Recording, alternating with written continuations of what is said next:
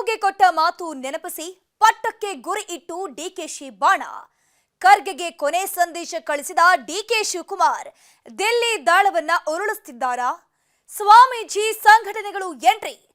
November 29ಕ್ಕೆ ದೆಹಲಿಯಲ್ಲಿ final ಆಟ ನಡೆಯುತ್ತಾ? ಇದುವೇ ಹೊತ್ತಿನ ವಿಶೇಷ ಕಾರ್ಯಕ್ರಮ ಕಂಡಿದ್ದು ಕಾಣದ್ದು. ನಾನು ಧನುಶ್ರೀ ಪೂಜಾರಿ.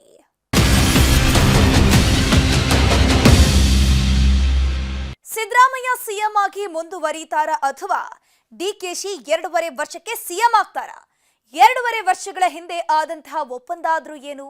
ಅಂದು ಸಿದ್ದರಾಮಯ್ಯ ಮಾತು ಕೊಟ್ಟಿದ್ರಾ? ಪದೇ ಪದೇ ಕೊಟ್ಟ ಮಾತು ನೆನಪಿಸ್ತಾ ಇರೋದ್ಯಾಕೆ ಡಿಕೆ ಬ್ರದರ್ಸ್? ಹೈಕಮಾಂಡ್ ತೀರ್ಮಾನ ಏನು? ಹೈಕಮಾಂಡ್ ಹೇಳಿದ್ದನ್ನ ಡಿಕೆ ಶಿವಕುಮಾರ್ ಸಿದ್ದರಾಮಯ್ಯ ನಿಜವಾಗ್ಲೂ ಒಪ್ಪಿಕೊಳ್ತಾರಾ? ಅಧಿಕಾರ ಹಸ್ತಾಂತರ ಆದ್ರೆ ರಾಜ್ಯದಲ್ಲಿ ನಡೆಯೋದೇನು? ಒಂದ್ ಕಡೆ ಆ ಕುರ್ಚಿಗೋಸ್ಕರ ಇಡೀ ಕಾನ್ಸಾರ್ ಯುದ್ಧ ಮಾಡಕ್ಕೆ ರೆಡಿ ಆಗಿದೆ. ಇನ್ನೊಂದ್ ಕಡೆ ಸಾವಿರಾರು ಜನ ಶೌರ್ಯಾಂಗರು ಆ ಕುರ್ಚಿನ ಸುಟ್ಟಾಕಕ್ಕೆ ರೆಡಿ ಆದ್ರು. ಆದ್ರೆ ದೇವ ಅದೇ ಕುರ್ಚಿನ ವರ್ಧನ್ ಕೊಡ್ತೀನಿ ಅಂತ ಮಾತು ಕೊಟ್ಟಿದ್ದಾನೆ. ಆದ್ರೆ ಅದ್ರ ಮೇಲೆ ಕೂತ್ಕೊಳ್ಳೋ ಹಕ್ಕು ದೇವಾದು. ಇದು ನಮ್ಮ 5-6 ಜನದ ಗುಟ್ಟಿನ ವ್ಯಾಪಾರ.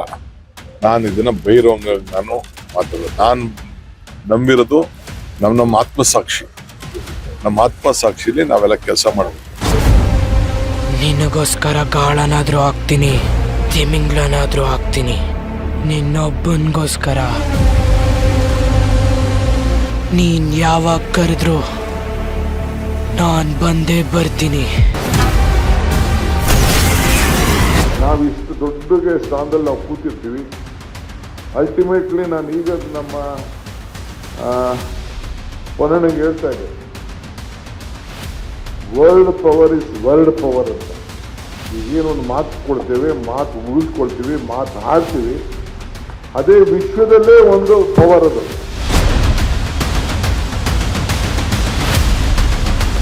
ಅವ್ರು ಯಾವತ್ತೂ ಕೂಡ ಕೊಟ್ಟ ಮಾತನ್ನ ತಪ್ಪುವಂಥವ್ರು ಅಲ್ಲ.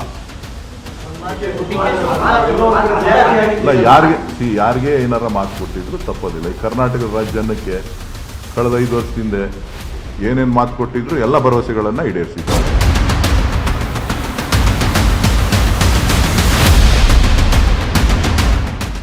ನಮ್ಗೆಲ್ರಿಗೂ ಕೂಡ ಮಾನ್ಯ ಸಿದ್ದರಾಮಯ್ಯರ ಸಾಹೇಬರ ಮೇಲೆ ನಂಬಿಕೆ ಇದೆ, ವಿಶ್ವಾಸ ಇದೆ. ಸೊ ಆ ಒಂದು ಮಾತು ಅವ್ರು ಉಳಿಸ್ಕೊಳ್ತಾರೆ. ಒಂದು ಅವಕಾಶ ನಮ್ಮ ನಾಯಕರಾದಂಥ ಡಿಕೆ ಶಿವಕುಮಾರ್ ಕೊಡ್ತಾರೆ ಅಂತ ನಾನು ಅಂದ್ಕೊಂಡಿದ್ದೆ. ಡೆಲ್ಲಿಗೆ ಹೋದ್ಮೇಲೆ ನಾವು ಎಲ್ಲ ಇಂಪಾರ್ಟೆಂಟ್ 3-4 ಜನರಿಗೆ ಕರೆಸಿ ಮಾತಾಡ್ತೀನಿ. ಅದರಲ್ಲಿ ಚರ್ಚೆ ಆದಮೇಲೆ ಯಾವ ರೀತಿಯಾಗಿ ಮುಂದೆ ನಡಿಬೇಕು ಅಂತಕ್ಕಂಥ ಹೇಳ್ತೇವೆ.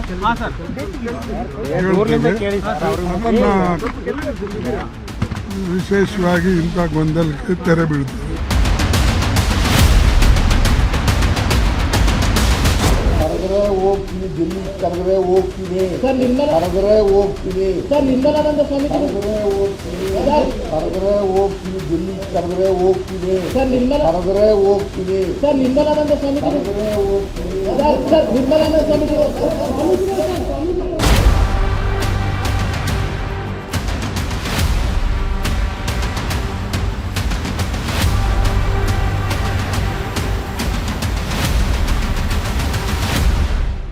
ಎರಡೂವರೆ ವರ್ಷ ಸರ್ಕಾರ ಸಕ್ಸಸ್ಫುಲ್ ಆಗಿ 2.5 ವರ್ಷ ಪೂರೈಸಿದ್ರೆ ಯಾರಾದ್ರೂ ಸಂತೋಷ ಪಡ್ತಾರೆ. ನಮ್ಮ ಸರ್ಕಾರ 2.5 ವರ್ಷ ಪೂರೈಸಿದೆ ಅಂತ ಸಂಭ್ರಮಿಸ್ತಾರೆ, ತಮ್ಮ ಸಾಧನೆಗಳ ಬಗ್ಗೆ ಹೇಳಿಕೊಳ್ತಾರೆ. ಆದರೆ ರಾಜ್ಯದಲ್ಲಿ ಸಿಎಂ ಸಿದ್ದರಾಮಯ್ಯ ಮಾತ್ರ ಯಾಕಾದ್ರೂ 2.5 ವರ್ಷ ಆಯ್ತು ಅಂತ ಯೋಚನೆ ಮಾಡುವಂತಾಗಿದೆ. 2.5 ವರ್ಷ ಆಗಿದ್ದಕ್ಕೆ ಈಗ ಕುರ್ಚಿ ಕದನ ಜೋರಾಗಿದೆ.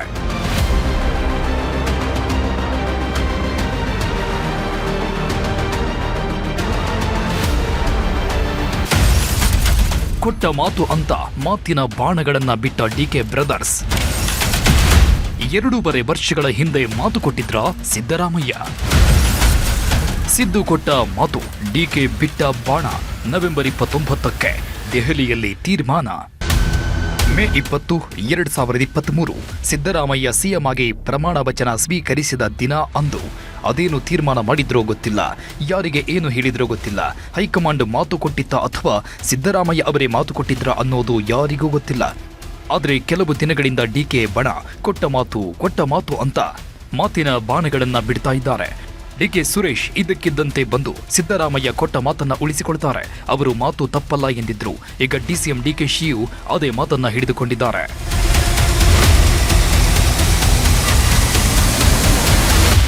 ಅಸಲಿಗೆ ಈ ಸಿಎಂ ಕುರ್ಚಿ ಕಿತ್ತಾಟಕ್ಕೆ ಇತ್ತೀಚೆಗೆ ಬೀಜ ಬಿದ್ದಿದ್ದೇ ಕೊಟ್ಟ ಮಾತು ಅನ್ನೋ ಹೇಳಿಕೆಯಿಂದ. ನವೆಂಬರ್ 20ಕ್ಕೆ ರಾಜ್ಯ ಕಾಂಗ್ರೆಸ್ ಸರ್ಕಾರಕ್ಕೆ 2.5 ವರ್ಷ ಆಗಿತ್ತು.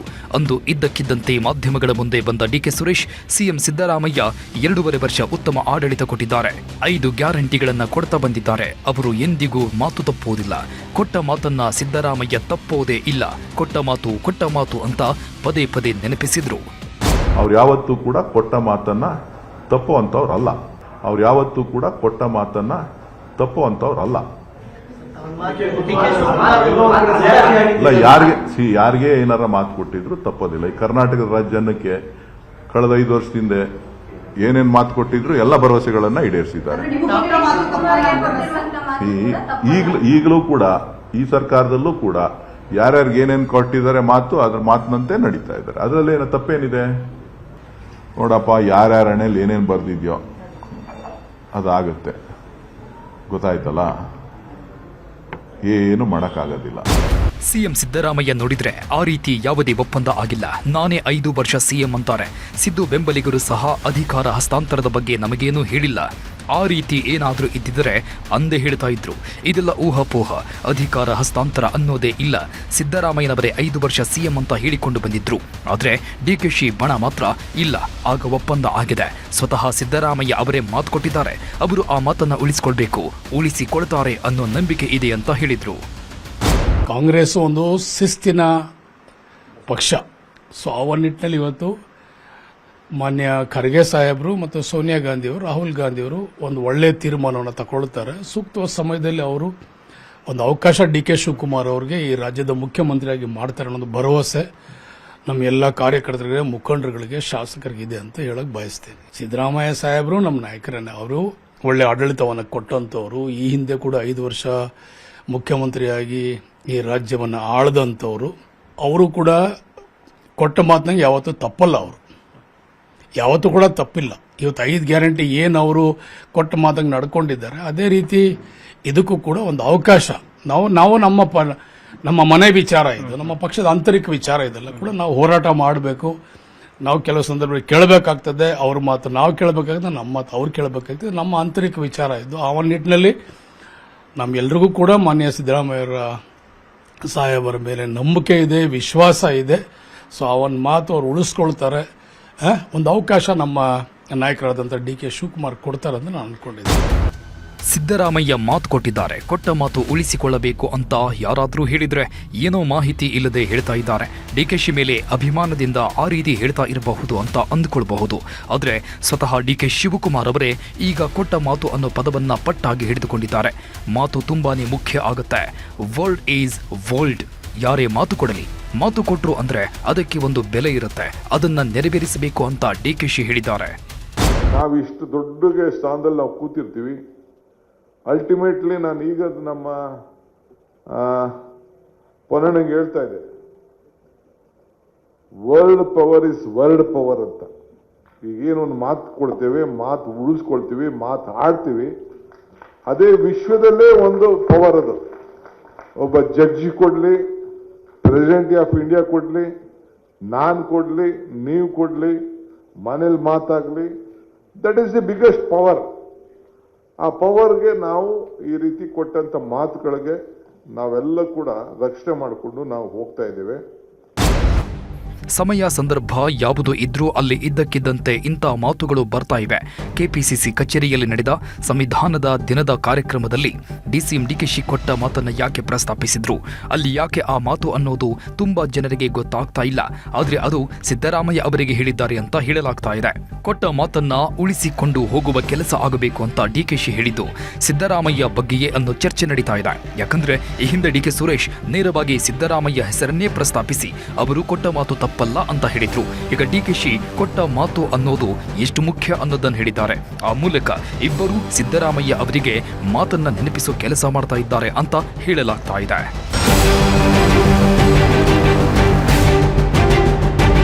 ಇದೆಲ್ಲದರ ನಡುವೆ ಈಗ ಸಿದ್ದರಾಮಯ್ಯ ನಿಜಕ್ಕೂ ಮಾತು ಕೊಟ್ಟಿದ್ರ, ಯಾವಾಗ ಯಾರಿಗೆ ಮಾತು ಕೊಟ್ಟಿದ್ರು ಅನ್ನೋ ಚರ್ಚೆಗಳು ಆಗ್ತಾ ಇವೆ. ಯಾಕಂದ್ರೆ ಸಿಎಂ ಆಯ್ಕೆ ಮಾಡುವಾಗ ಆ ರೀತಿ ಒಪ್ಪಂದಗಳು ಏನೂ ನಡೆದಿರಲಿಲ್ಲ ಅಂತ ಶಾಸಕರು ಸಚಿವರೇ ಹೇಳಿದ್ದಾರೆ.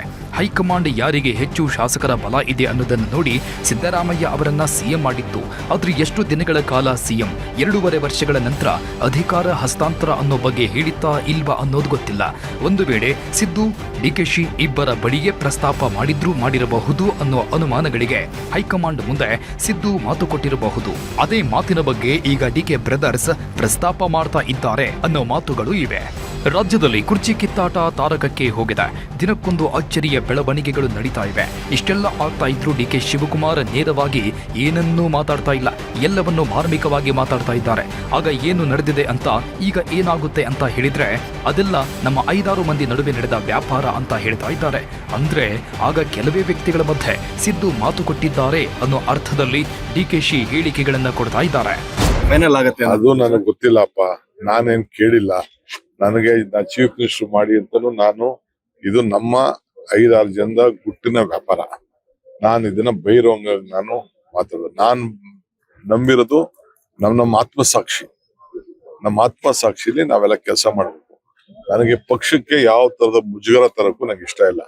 ಪಕ್ಷನ ವೀಕ್ ಮಾಡಕ್ಕೂ ನಂಗೆ ಇಷ್ಟ ಇಲ್ಲ. ಪಕ್ಷ ಇದ್ರೆ ನಾವು, ಕಾರ್ಯಕರ್ತ ಇದ್ರೆ ನಾವು.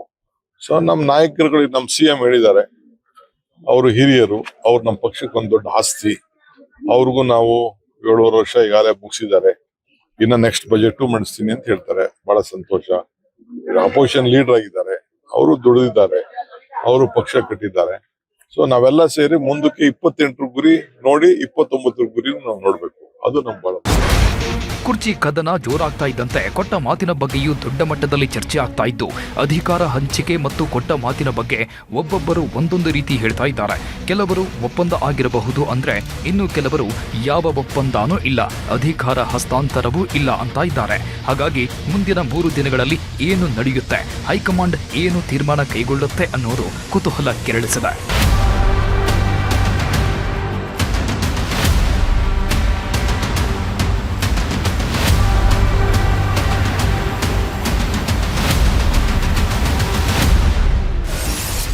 ಸಿಎಂ ಬದಲಾಗುವ ಸಂದರ್ಭ ಇಲ್ಲ, ಪವರ್ ಶೇರಿಂಗ್ ಒಪ್ಪಂದ ಆಗಿಲ್ಲ, ಪೂರ್ಣಾವಧಿಗೆ ಸಿದ್ದು ಸಿಎಂ ಎಂದ ಯತೀಂದ್ರ ಸಿದ್ದರಾಮಯ್ಯ.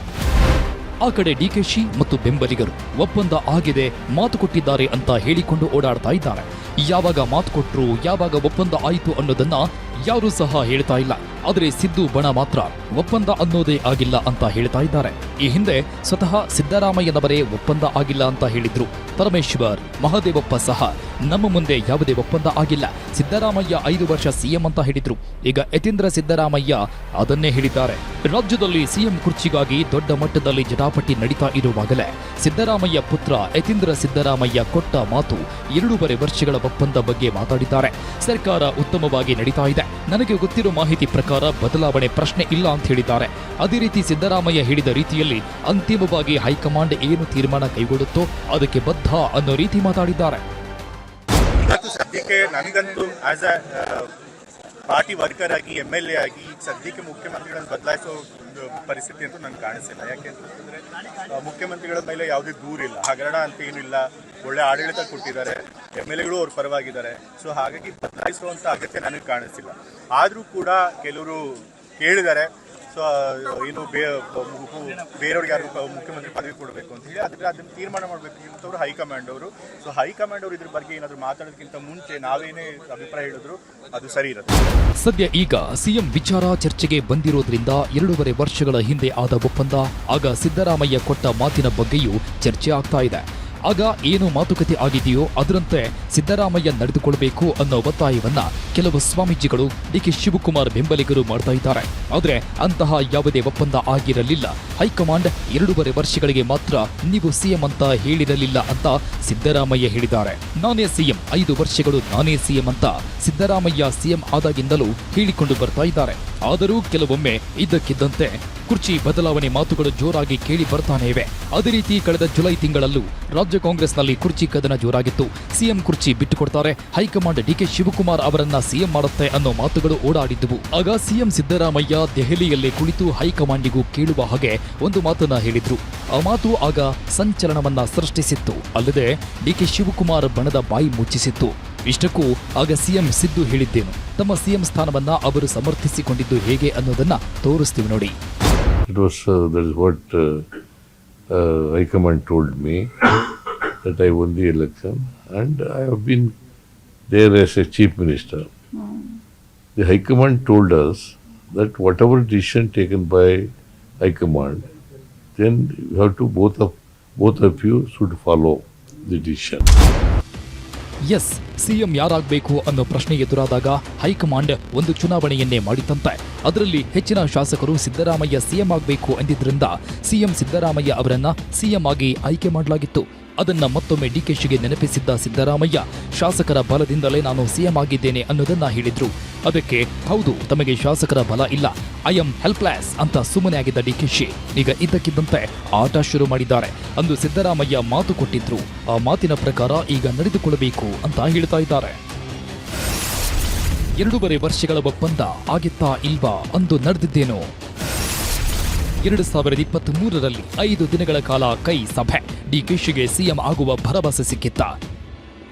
ರಾಜ್ಯದಲ್ಲಿ 2023ರಲ್ಲಿ ಕಾಂಗ್ರೆಸ್ ಅಧಿಕಾರಕ್ಕೆ ಬಂದಾಗ ಡಿಕೆಶಿ ಮತ್ತು ಸಿದ್ದರಾಮಯ್ಯ ನಡುವೆ ಸಿಎಂ ಪಟ್ಟಕ್ಕಾಗಿ ಭಾರಿ ಫೈಟ್ ನಡೆದಿತ್ತು. ಕಾಂಗ್ರೆಸ್ ಆಗಲೇ 2 ಬಣಗಳಾಗಿ ಸಿಎಂ ಕುರ್ಚಿಗಾಗಿ ಕಿತ್ತಾಡಿಕೊಂಡಿದ್ರು. ಸಿಎಂ ಯಾರು ಅನ್ನೋದನ್ನ ತೀರ್ಮಾನ ಮಾಡೋದಕ್ಕೆ ಕಾಂಗ್ರೆಸ್ ಹೈಕಮಾಂಡ್ ಇಳಿದು ಬಂದು ಸಿದ್ದು, ಡಿಕೆಶಿ ಮತ್ತು ಎಲ್ಲ ಶಾಸಕರ ಜೊತೆಗೆ 5 ದಿನಗಳ ಕಾಲ ಸಭೆ ಮಾಡಿತ್ತು. ಆ ಸಭೆಯ ನಂತರವೇ ಸಿದ್ದರಾಮಯ್ಯ ಅವರಿಗೆ ಶಾಸಕರ ಬೆಂಬಲ ಇದೆ ಅನ್ನೋದನ್ನ ತಿಳಿದುಕೊಂಡು ಅವರನ್ನ ಸಿಎಂ ಮಾಡಲಾಗಿತ್ತು. ಡಿಕೆ ಶಿವಕುಮಾರ್ಗೆ ಡಿಸಿಎಂ ಪಟ್ಟ ಕೊಡಲಾಗಿತ್ತು.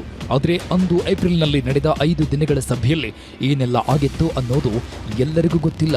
ಆಗ ಸ್ವತಃ ಸೋನಿಯಾ ಗಾಂಧಿಯವರೇ ಡಿಕೆ ಶಿವಕುಮಾರ್ಗೆ ಕರೆ ಮಾಡಿ ಅವರ ಮನವೊಲಿಸೋ ಕೆಲಸ ಮಾಡಿದ್ರಂತೆ.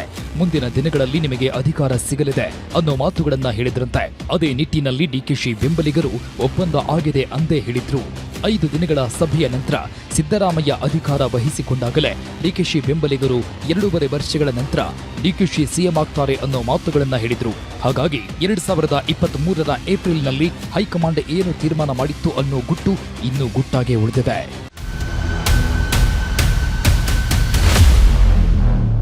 ಸದ್ಯ ಈಗ ರಾಜ್ಯದಲ್ಲಿ ಕಾಂಗ್ರೆಸ್ ಸರ್ಕಾರಕ್ಕೆ 2.5 ವರ್ಷಗಳು ಆಗ್ತಾ ಇದ್ದಂತೆ ಮತ್ತೆ ಸಿಎಂ ಬದಲಾವಣೆ ಕೂಗು ಜೋರಾಗತೊಡಗಿದೆ. ಸಿಎಂ ಕುರ್ಚಿ ವಿಚಾರ ಮಾತಾಡಬಾರದು ಅಂತ ಹೈಕಮಾಂಡ್ ಆಜ್ಞೆ ಇದ್ರೂ ಕೆಲವರು ಅದರ ಬಗ್ಗೆ ಮಾತಾಡ್ತಾ ಇದ್ದಾರೆ. ಡಿಕೆ ಶಿವಕುಮಾರ್ ಸಿಎಂ ಆಗಬೇಕು ಅನ್ನೋದು ನಮ್ಮ ಬಯಕೆ ಅಂತ ಡಿಕೆಶಿ ಬೆಂಬಲಿಗರು ಹೇಳ್ತಾ ಇದ್ದಾರೆ. ಸಿದ್ದರಾಮಯ್ಯ ಬೆಂಬಲಿಗರು ಸಹ ಸಿದ್ದರಾಮಯ್ಯ ಅವರೇ 5 ವರ್ಷ ಸಿಎಂ ಆಗಿರ್ತಾರೆ ಅಂತ ಹೇಳ್ತಾ ಇದ್ದು ಅದಕ್ಕೆ ಹೈಕಮಾಂಡ್ ಅನುಮತಿ ಬೇಕು ಅಂತ ಹೇಳ್ತಾ ಇದ್ದಾರೆ. ಶಾಸಕರು ಸಚಿವರುಗಳ ಹೇಳಿಕೆ ಪ್ರಕಾರ 2023ರಲ್ಲಿ ಒಪ್ಪಂದ ಅಂತೂ ಆಗಿಲ್ಲ. ಶಾಸಕರ ಮುಂದೆಯಂತೂ ಆ ಒಪ್ಪಂದ ನಡೆದಿಲ್ಲ. ಡಿಕೆ ಶಿವಕುಮಾರ್ ಅವರಿಗೆ ಪರ್ಸನಲ್ ಆಗಿ ನಿಮಗೆ ಅಧಿಕಾರ ಸಿಗುತ್ತೆ ಅಂತ ಹೇಳಿರಬಹುದು. ಅದಕ್ಕೆ 2.5 ವರ್ಷಗಳು ಆಗ್ತಾ ಇದ್ದಂತೆ ಮತ್ತೆ ಅಂತ ಸುದ್ದಿಗಳು ದೊಡ್ಡದಾಗಿ ಕೇಳಿಸ್ತಾ ಇವೆ. ಪರಮೇಶ್ವರ ಸಹ 2023ರ ನಂತರ ಮಧ್ಯದಲ್ಲಿ ಏನೇನೋ ಬೆಳವಣಿಗೆಗಳು ಆಗಿರಬಹುದು, ಅದರ ಬಗ್ಗೆ ನಮಗೆ ಗೊತ್ತಿಲ್ಲ, ಕೆಲ ಸಚಿವರು ಹೇಳ್ತಾ ಇದ್ದಾರೆ. ಇಷ್ಟು ದಿನಗಳ ಕಾಲ ಸಿಎಂ ಬದಲಾವಣೆ ಎಂದಾಗೆಲ್ಲ ಡಿಕೆ ಶಿವಕುಮಾರ್ ಹೈಕಮಾಂಡ್ ಹೆಸರು ಹೇಳ್ತಾ ಇದ್ರು. ಆದ್ರೆ ಈಗ ಸಿದ್ದರಾಮಯ್ಯ ಸಹ ಅದೇ ಮಾತನ್ನ ಹೇಳಿದ್ದಾರೆ. ಸಿಎಂ ಆಗಿ ಮುಂದುವರಿತೀರಾ ಅಂದ್ರೆ ಹೈಕಮಾಂಡ್ ಕಡೆ ಬೊಟ್ಟು ಮಾಡ್ತಾ ಇದ್ದಾರೆ. ಎಲ್ಲ ಅವರಿಗೆ ಬಿಟ್ಟಿದ್ದು ಅಂತ ಹೇಳ್ತಾ ಇದ್ದಾರೆ. ಆ ಮೂಲಕ ಹೈಕಮಾಂಡ್ ಮೇಲೆಯೇ ಒತ್ತಡ ಹಾಕುವ ಕೆಲಸ ಮಾಡಿದ್ದಾರೆ. ಇದರಿಂದ ಹೈಕಮಾಂಡ್ ಏನು ಮಾಡುತ್ತೆ, ಹೈಕಮಾಂಡ್ ಮುಂದಿನ ನಡೆ ಏನು, ಕುರ್ಚಿ ವಿಚಾರದಲ್ಲಿ ಹೈಕಮಾಂಡ್ ಬಳಿ ಇರೋ ಗುಟ್ಟು ಏನು ಅನ್ನೋದು ಕುತೂಹಲ ಕೆರಳಿಸಿದೆ.